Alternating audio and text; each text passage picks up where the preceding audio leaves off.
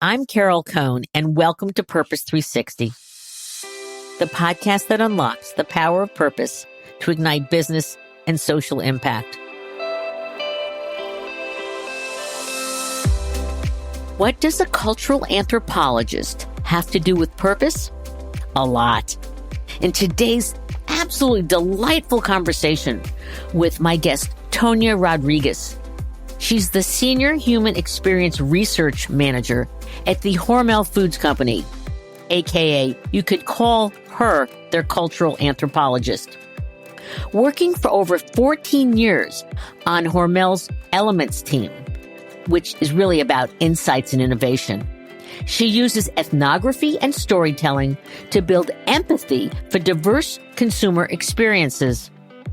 By identifying product pain points and uncovering consumers' desires, she assists brand teams in renovating existing products or creating new ones and improved food experiences for consumers.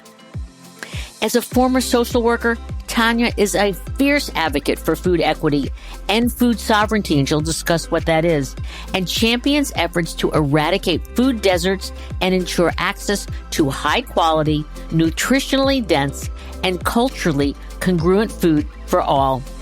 She is eternally curious about the future of food, including emerging food technologies and more sustainable ingredients. So welcome to the show, Tanya. Thank you for having me. Oh, it's my pleasure. I had the joy of hearing Tanya at another conference, and she was just talking about really getting into the intimate details of food and culture and such, and I was mesmerized. So, Tanya, let's just start with a little bit about your background, and then we're going to get into, for those who don't know, we're going to really talk a little bit about Hormel Foods. Thank you so much. So in terms of what I do, when I say that I'm an anthropologist working for a food company, people are like, what? I thought Indiana Jones dug up things. So I have to explain a little bit. So anthropology is really about studying the human condition. And I'm a cultural anthropologist. And so I basically gather cultural intelligence to solve problems, to drive innovation, and forecast the future of food at Hormel. I work on a team called the Brand Fuel team, and I work really closely with consumer insights and innovation. And so the crux of my job is to be boots on the ground with consumers in the field. And that field can be actual field, like being in their home, shopping with them, cooking with them, but can also be a virtual field, right? Like now we know so much stuff is going on online, so I'm there as well. And so my primary purpose is to be that, finger on the pulse of the consumer. But I'm also there to evangelize those voices throughout the enterprise and make sure that all our teams and all the business is aware of what's going on with consumers, and to really be an advocate for a lot of different diverse voices. That way that we're getting a full spectrum, a full landscape of what a consumer community looks like. And last but not least, I was hired to kind of be a pain in the butt. I'm hired to be a disruptor. So I'm the one who says, excuse me, but, yes, but, and does a lot of cultural correctives when needed. So that's a kind of cool aspect of my job too, a little bit of an agitator. And I love that.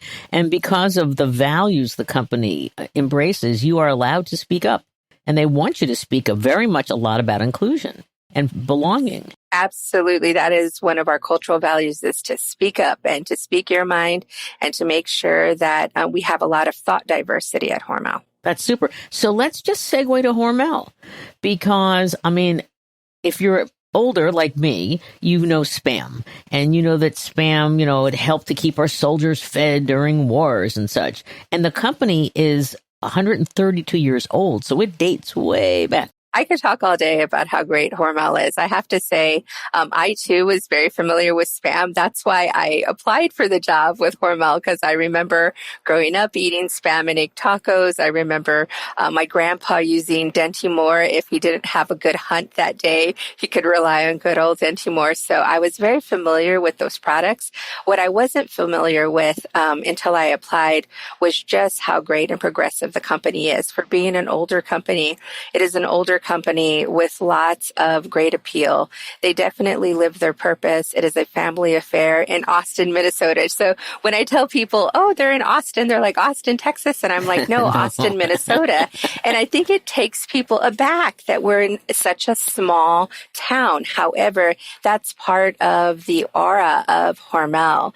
They have deep roots. They care deeply about the community that started them, that has worked for generations for them. And so they contribute to that community in many ways, economically, socially, culturally. So they're very committed to the social issues in that area. So making sure that people have educations, that people are trained for jobs with futures, making sure that our farmers are well taken care of and brought into the process and have equity in the food process. There's just so many different layers. There's a wonderful video. We're going to put a link in our show notes, and it's called Our Food Journey. And it's like an anthem film. It's 3.5 minutes. It talks a lot about equity, and it talks about the values that the company embraces, which is business. You can be good at business and good at citizenship. And the two go hand in hand. And it's amazing because it's stated, I think, 3 or 4 times in different ways throughout the video. And I also know that you have great relationships with over 500 smaller, mid-sized farmers who are providing you, with your supply chain. So again, can you talk a little bit about how that makes you feel? I think it's a fantastic thing. That's one of the things that I can say embodies the spirit of Hormel. It's not just about having profits for our shareholders and so forth, but it's about people.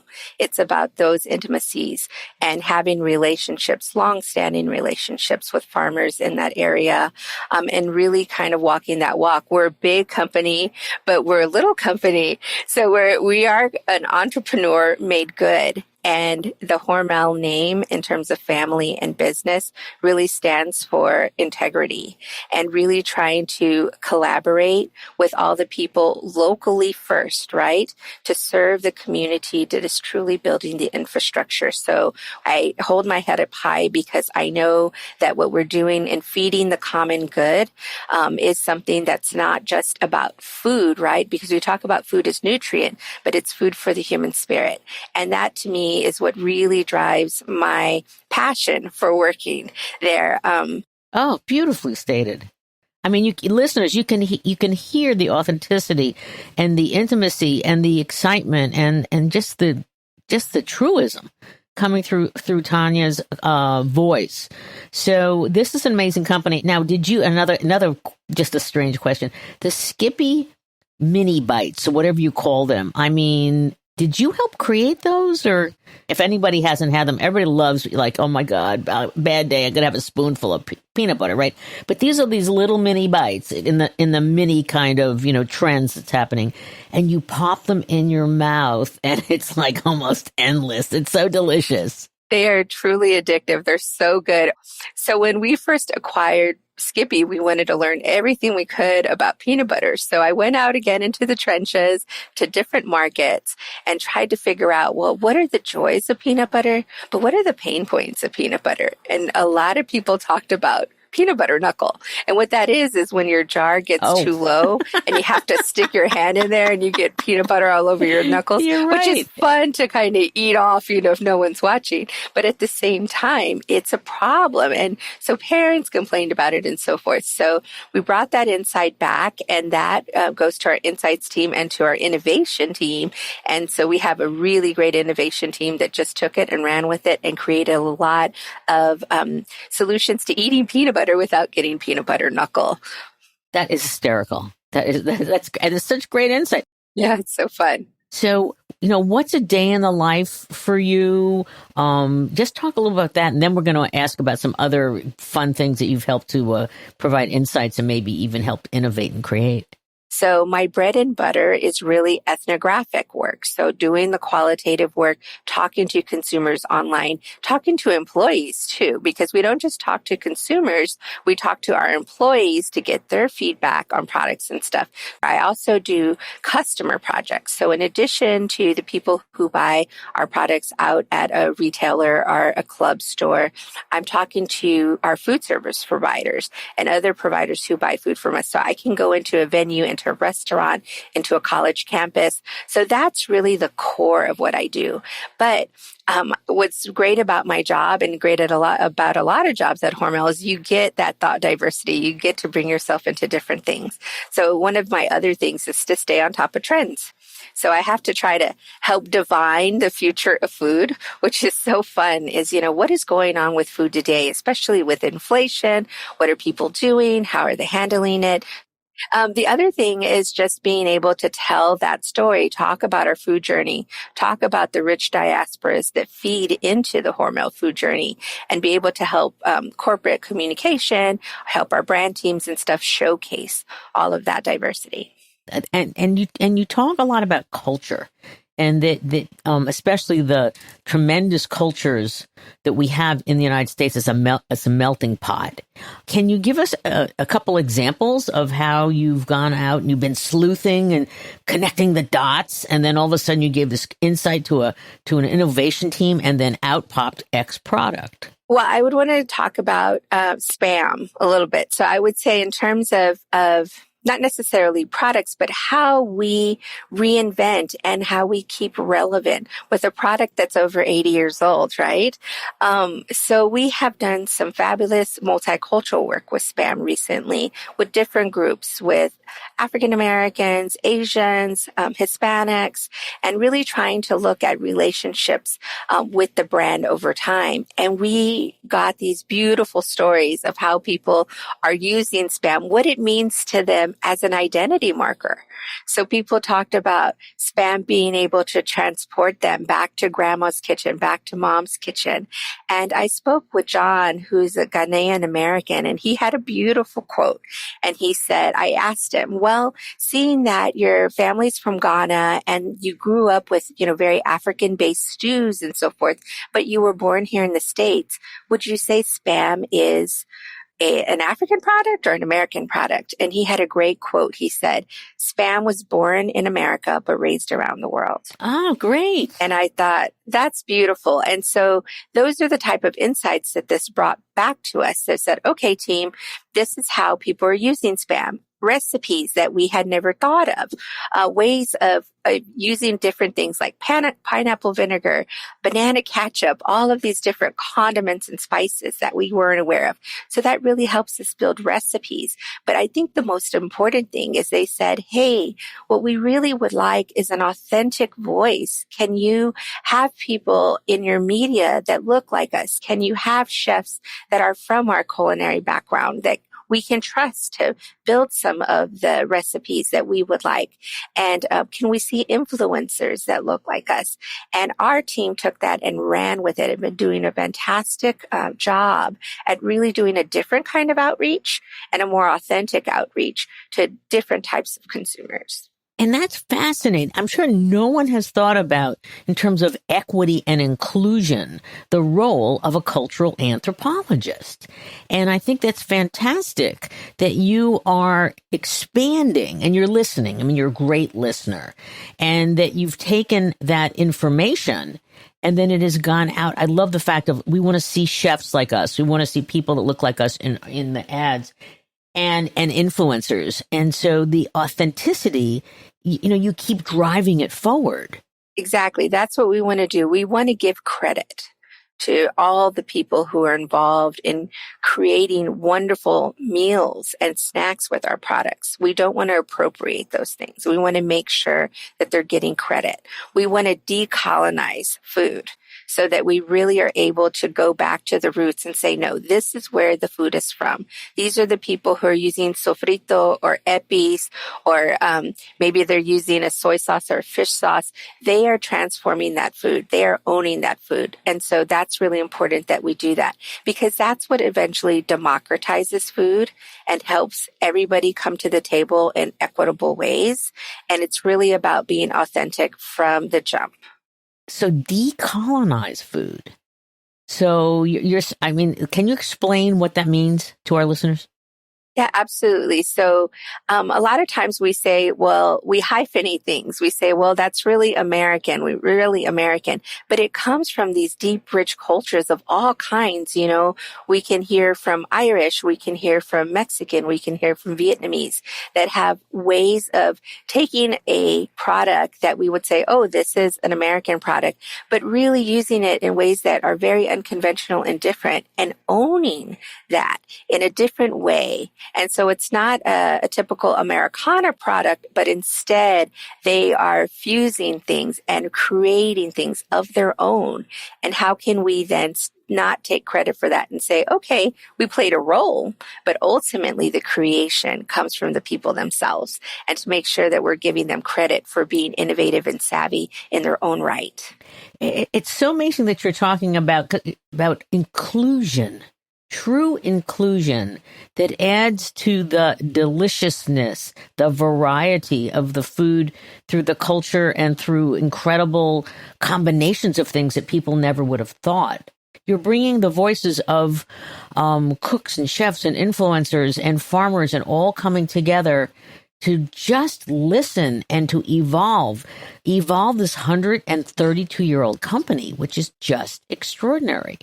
Can you talk a little bit more about equity?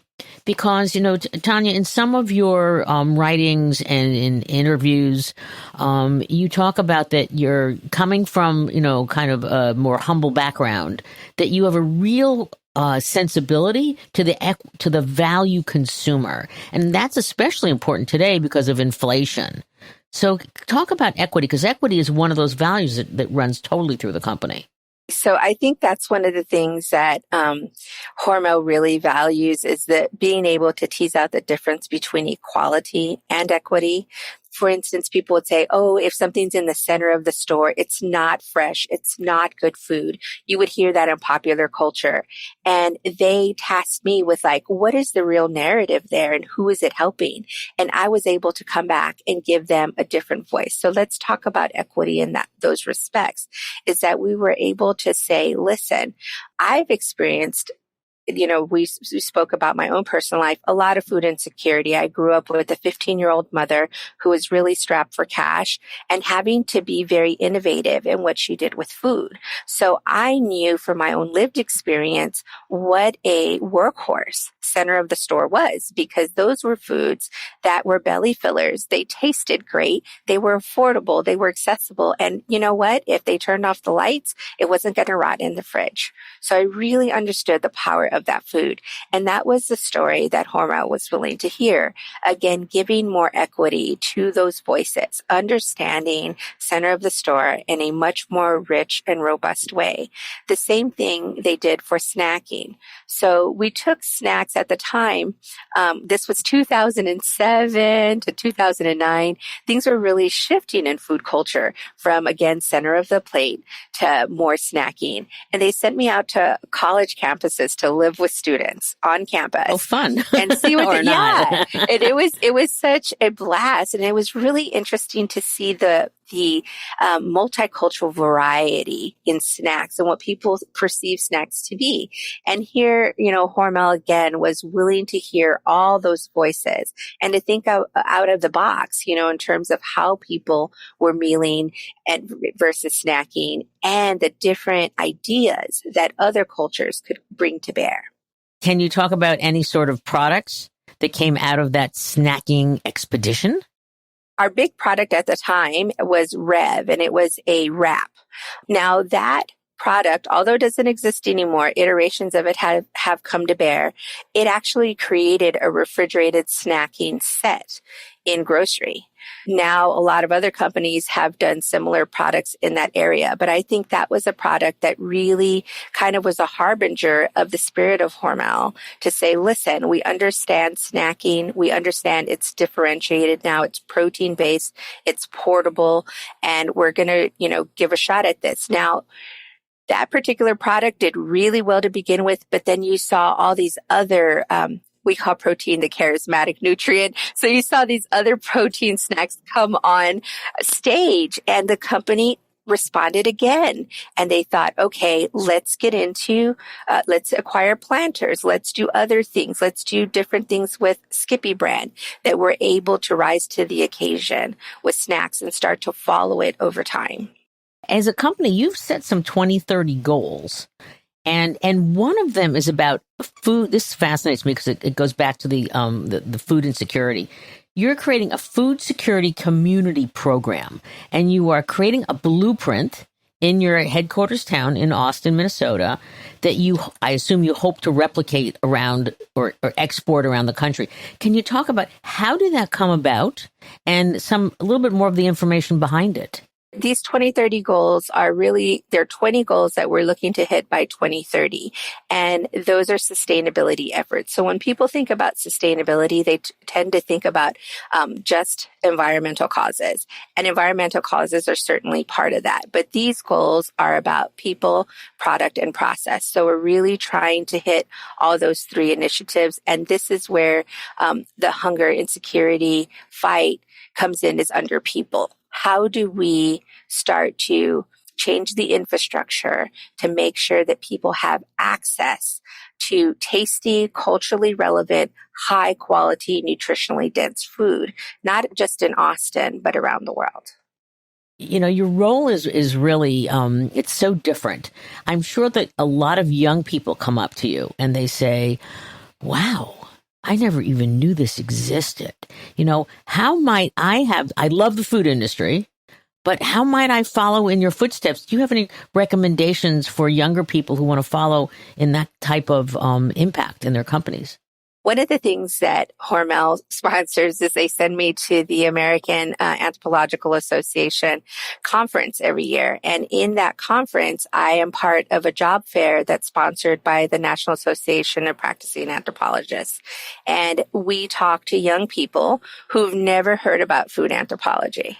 And we try to help them understand all of the things that you can do, even if you hadn't studied food specifically. Are you interested in food science? Are you interested in consumer insights and doing ethnographic work in that way? Are you interested in innovation and doing design thinking, which I'm part of as well?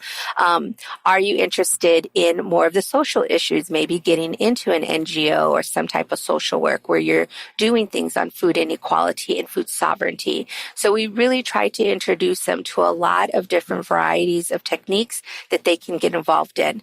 That's fantastic. Ethnographic ambassadors in their own communities.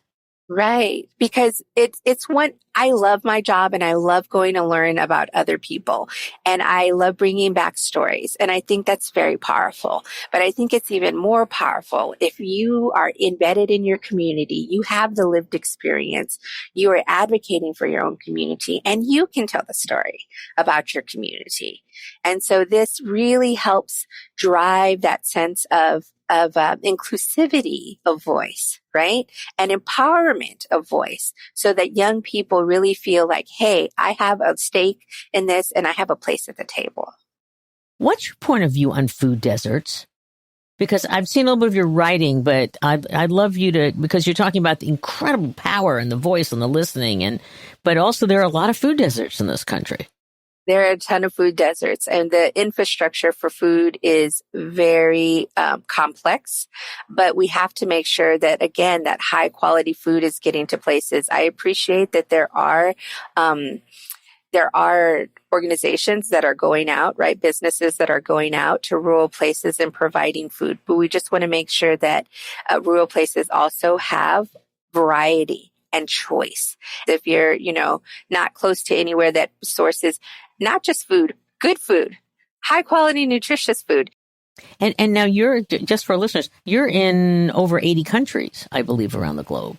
We're all over. Yeah, you're all over. We're all over. And that's another thing is we are a global company. A lot of people don't know that. And that's a great thing about our company is we are an American company with American roots, but we are the ones who are exporting and getting to know different cultures. And there too, we have an international team that's highly embedded in the cultures that they study, doing research, getting insights, trying to figure out all of the flavors that people like, how they use the products. So you see this, this idea for inclusivity and knowledge and curiosity about what's going on with all parts of our team, not just the domestic.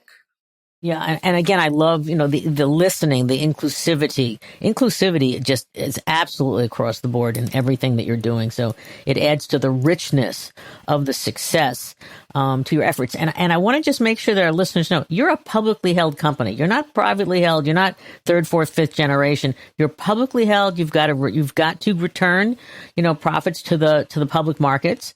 But you also, again, in our food journey video, you talk about the power of business and the power of community, and the two work together. I love that there's a quote in that video that says, all of humanity is now our hometown. I think that's exactly the spirit that you get radiated. Mind you, I've been working remotely for, all these years, and that spirit gets radiated to me. It really is that type of show that people are super interested in the common good. That's my life purpose, is to serve the common good. And I feel like it's reflected in my employer. Oh, that's wonderful. I wanted to ask you also, Tanya, what advice do you have there's a lot of food companies out there and they keep buying each other up, but what advice do you have for their leaders to be relevant and to also have this growth engine that you've created, which is like thinking, knowledge, listening, innovation, as well as investing in community and core aligned issues? Let me put it this way. I think it's okay to cultivate unicorns. This is the best way I say it. People talk about workhorses, and workhorses are needed and they drive the bottom line. Absolutely. But I think it's important to cultivate unicorns, people that think differently, that think out of the box.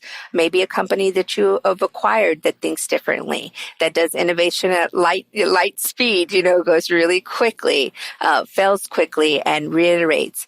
So cultivate those unicorns. Believe in that magic, because there is a science to it, but there's a magic to it. There's an art to it, to having people who are willing to push the boundaries, to think about the future of your business. These small companies that you buy, they have their own culture, and they have these rich, really cool cultures. And why then go superimpose? Instead, how do you harness that energy and synergize your own business? So rather than divide, we try to bring together and synergize, create more.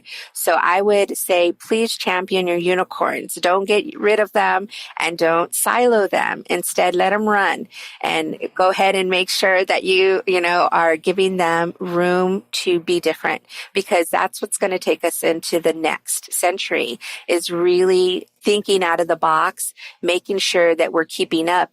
That's wonderful. And, to our listeners, they're going to go, oh, Unicorns is supposed to be a tech company that's going to instantly be $1 billion. And you're not talking about that. You're talking about I always talk about, the human power that drives a company forward. And so great. That's a great different explanation of a unicorn. I really love that.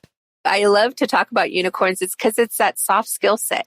It's the empathy, compassion, intuition, those type of things that are soft skills that we're not really sure how they work, but they're the things that create brilliant products or brilliant ways of thinking. It's the garage works, right? Think about all the companies that were created in a garage with just someone's brain out there thinking differently. What a beautiful way to grow something new. That's wonderful.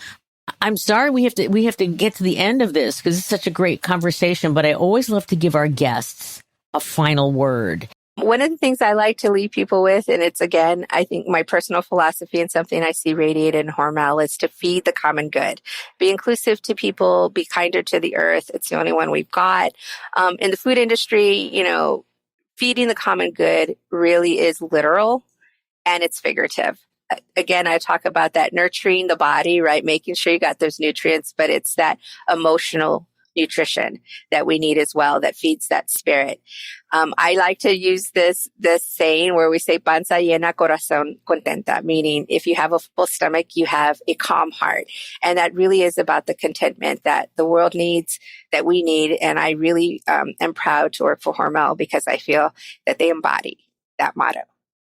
So thank you, Tanya Rodriguez. I mean, I had the joy of having a lot more time with you than you had when I met you in New York at 3BL Brands Taking Stands. You are just extraordinary. You are a unicorn, and you're in an environment that allows you to flourish. So again, I'll give you the last word because I'm just enthralled by you. I just want to say is eat well, live a delicious life, and always, feed yourself, but feed the common good. Thank you so much. Thank you, Tanya. This has been an amazing conversation, and I know our listeners are going to know a lot more about Hormel now, and they're going to look at the brands, and the brands are now going to be imbued with these halos of goodness and thinking and unicornness. Thank you so much, too. I really appreciate it.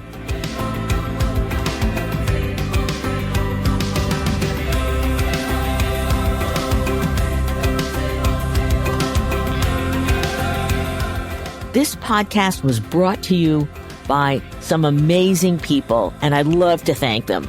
Ann Hundertmark and Kristen Kenny at Carol Cone on Purpose, Pete Wright and Andy Nelson, our crack production team at True Story FM, and you, our listener. We love hearing from you, so please give us feedback. Let us know names of people you'd like to hear on a future episode. How about some new questions to ask? And also, please rate and rank us because we really want to be as high as possible as one of the top business podcasts available so that we can continue exploring together the importance and the activation of authentic purpose. We all know every company, every brand, every not-for-profit must define their purpose, refine it, and activate it and evolve it over time so it has the greatest impact on business, growth, and society.